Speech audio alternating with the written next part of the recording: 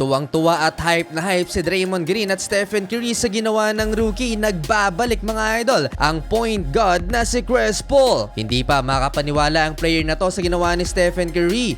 Walang patawad si Stephen Curry sa kanyang muling pagbabalik sa New York Knicks kung saan nagtala ng record mga idol ang greatest shooter of all time noong 2021 bilang all-time 3-point made leader. Simula pa lang kasi tinambakan kagad ng Golden State Warriors ang New York Knicks 14-0 run at 9 points dyan nagmula kay Stephen Curry, tatlong 3-pointers mga idol sa simula. May nagbabalik din para sa Dubs si Chris Paul matapos mawala ng 21 games. Well, 8 points si Jonathan Kuminga sa first quarter, 11 points, 7 rebounds si Stephen Curry lamang mga idol sa first quarter, 31-19 in favor of Golden State. Tuwang-tuwa pa si Stephen Curry sa 3-pointer na to ni CP3. Second quarter in control ang Golden State Warriors, kumana na din sa Klay Thompson, 8 points off the bench at si Jonathan Kuminga napaka-consistent habang si Stephen Curry 17 points, 10 rebounds, double-double sa first half. Nabuhayan naman ang Knicks fans late first half dahil nag-run mga idol ang home team at naibaba nila sa 9 points ang lead ng Golden State. Na-foul pa kasi ni Draymond Green, 0.1 second ang natitira sa shot clock si Donte DiVincenzo beyond the arc. 55-46 halftime.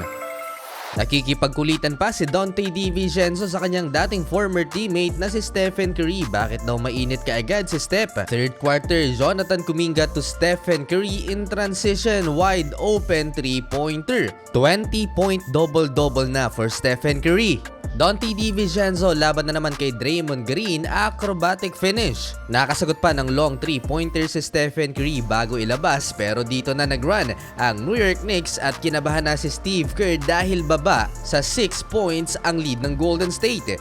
Gusto pang sirain ng Knicks die-hard fan na si Spike Lee, gustong sirain ang laro ni Chris Paul. Balik sa 10 points ang lamang ng Dubs dahil dito sa layup ni Klay Thompson to end the third quarter. 80-70. Fourth quarter, Chris Paul lob pass to Trayce Jackson Davis. One of many for sure mga idol. Klay Thompson another 3-pointer. 16 points na for Klay. Eto pa, another Chris Paul and Trayce Jackson Davis connection. Alley-oop dunk.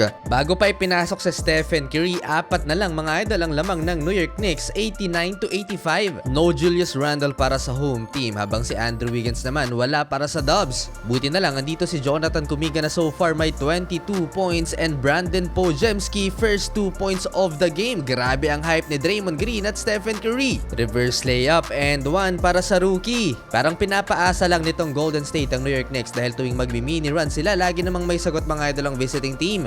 Nag-e-enjoy lang itong si Jonathan Kuminga. Crunch time, nagpakawala pa ng dalawang sunod na 3-pointer si Stephen Curry. Napakagandang screen dito ni Chris Paul. Last 1 minute dahil kay Draymond Green, naibalik sa 10 points ang kalamangan ng Golden State Warriors at dito na natalo mga idol ang New York Knicks. 7 straight road game win, 31 points for Stephen Curry at may 8 3-pointers.